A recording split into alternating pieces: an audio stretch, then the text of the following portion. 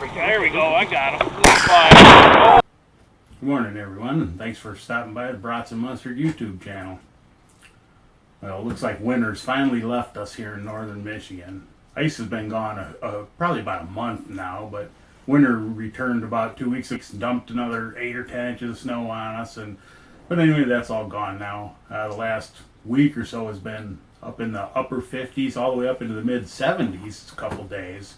Water temperatures have climbed drastically, and the panfish, crappies, bluegills have started to show up in some of the canals. I'll be fishing on Houghton Lake today, which, if you're not familiar with Michigan, Houghton Lake's the largest inland lake in the state at 22,000 acres or so. So there's a lot of water out there, but this morning I'll just be concentrating on going into the canals where the water's going to be warmer. And today I'll be using what I typically use, jigs and soft plastics. One very important thing to me about crappie fishing is having a good assortment of jigs and soft plastics when you head out to the water. If you're not a live bait fisherman like me, I don't use live bait, haven't in years. It's imperative that I have a good variety of lures to offer the fish. I usually use real light, ultra light, micro light, 64th, 80th, or 100th of an ounce jigs. I use all kinds of soft plastics, from the Charlie Brewer sliders to various curly tail grubs, the paddle tails, the scent and flavor infused, like the Berkeley Gulp minnows, the Berkeley Power Wigglers, the Berkeley Gulp fish fries. Those are all great baits. And then again, I just switch up color combinations between the soft plastics and the jigs, and the sizes of jigs, depending on the wind, the color of the water.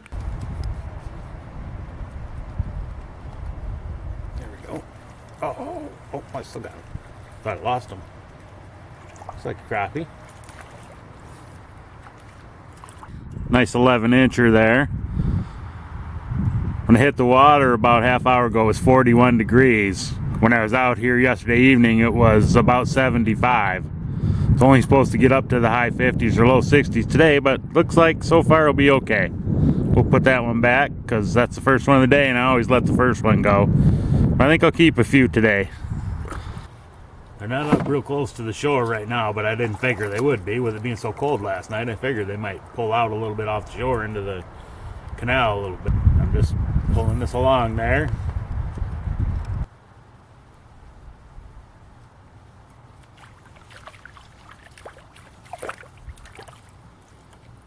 Just a little one. Better than nothing. Not a bad little fish there. We'll let that one go.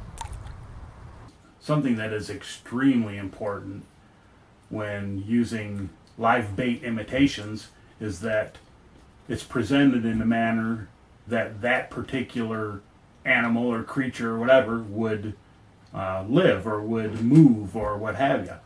So when using minnow imitations, it's extremely important for some fish, like crappies, that remains in a horizontal position so that it looks like it's swimming. Sure, once in a while twitch it might flutter and flit down to its side or whatever, but for the most part, fish are horizontal in the water. Every once in a while they'll feed going up, or they might dart away, but in general they swim in a horizontal manner. So it's important that if you're using a minnow bait, you keep that minnow in a horizontal manner. When I use the Berkeley Gulp minnows, I use them on a 64th of an ounce jig, sometimes a 32nd. They're always straight. I check it every single time after I cast. It's also extremely important to have the body part of that jig or of that bait pushed all the way forward so that it's actually touching the head of the jig. If that body moves back at all and there's a little gap between the jig head and there's some of the shaft of the hook showing, they just don't like it. They must obviously see it, or there's a separation that just they don't care for. So anyways, it's important to keep that on there. Sometimes I'll use the Berkeley Gulp Power Wigglers, and I'll actually put 2 of them on one hook. And I'll put one right on the shaft of the hook, and then I'll put the other just barely hooked down so it sticks out the back, and then imparts a little motion to it. That's another one where extremely important to keep it horizontal in the water. Right now I'm just using a little 64th ounce jig, about 1.5 inches, silverish gray soft plastic on it. Caught a couple earlier on some power wigglers on a pink jig.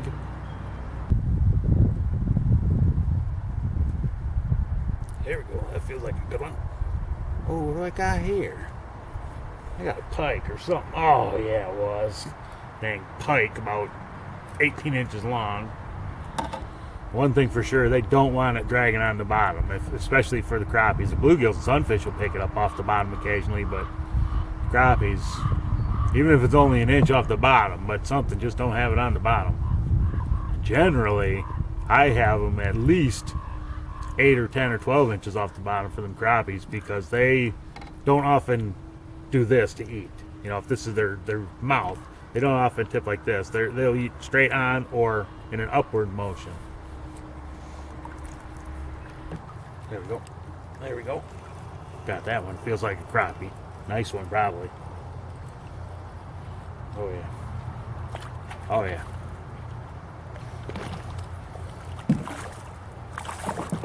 Not a real big one, but a pretty good one. Handful. There you go. That's a nice one. Put that one on stringer. I released the first one. We'll keep a couple for today. Not a whole lot, but we'll keep a meal worth. Why not?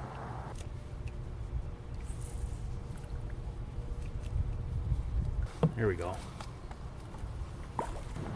That's a little crappie. We'll let that one go.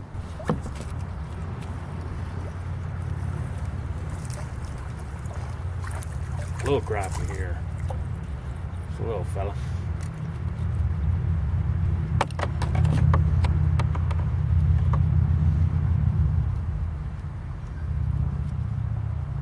That one's going back for sure. He's right up there, about 18 inches of water. I think one thing a lot of anglers overlook this time of year, as well as the rest of the year, is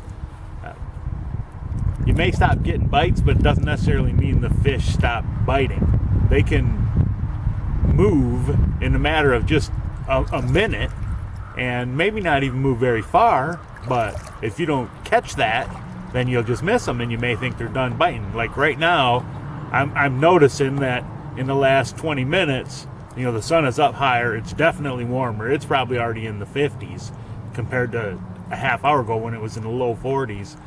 And I'm seeing a whole lot more activity much closer to shore already. A lot of them, especially the better crappies and gills, were out in the middle of the canal, out here in 3 feet of water or so. And now all of a sudden they're right up where the color change on the bottom is, and it's about 2 feet, 1.5 feet or so. They're right up in there now. So just a matter of realizing that, okay, they just scooted up there a little closer because that sun's up higher, and that water up there is calm. It's going to be a little warmer now, so just got to watch for them little things. Like I said, they might not stop biting. They just may have moved, and these fish probably only moved 6 or 8 feet. But, and not that all of them moved, but I've seen it happen, and just in the last half hour, they definitely moved. So just keep that in mind.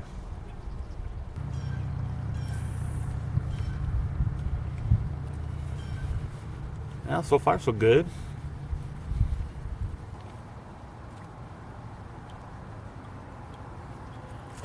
There we go. Another nice crappie. Ooh, here's a good crappie.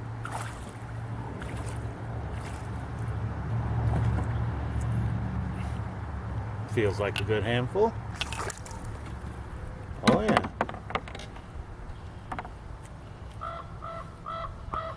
That'll work. There's a good one. Oh yeah. Feels like a good one anyways. Nice crappie. Yes, it is. Real nice one.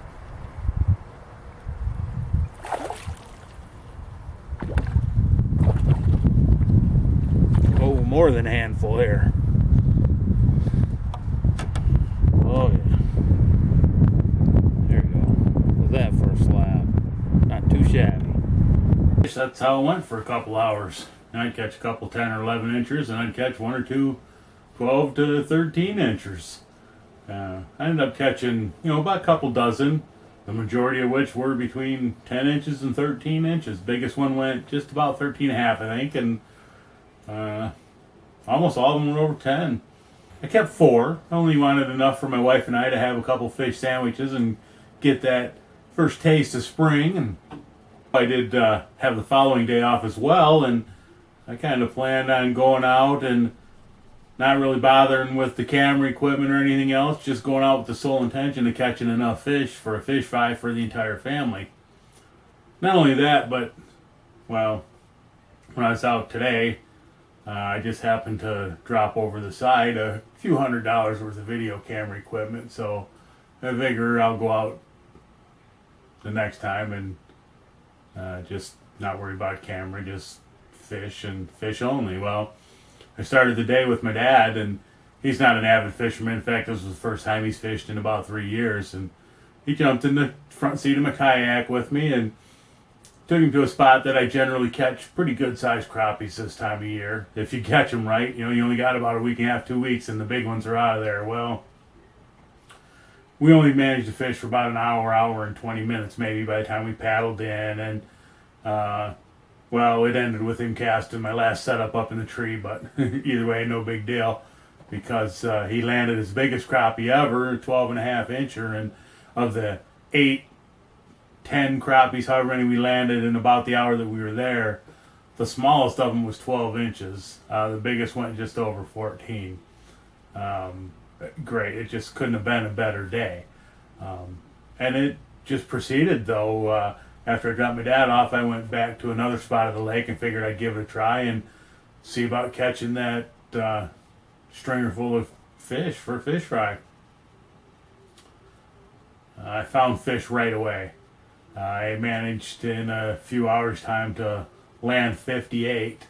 The majority of those were over 11 inches, a lot of them over a foot, and a good amount in the 13, 14 inch range. Just an amazing amount of fish. And, I released most of them. I kept 17. Limit in Michigan's 25. I could have easily kept 2 man's limits, but no reason for that. I figured about 17, 20, 15, 20 would be enough. Like I said, so I kept 17, and it ended in a great meal. Big old fish fry, corn on the cob. My son cooked and fed the whole family. So all in all, it just couldn't have been a better couple days of fishing.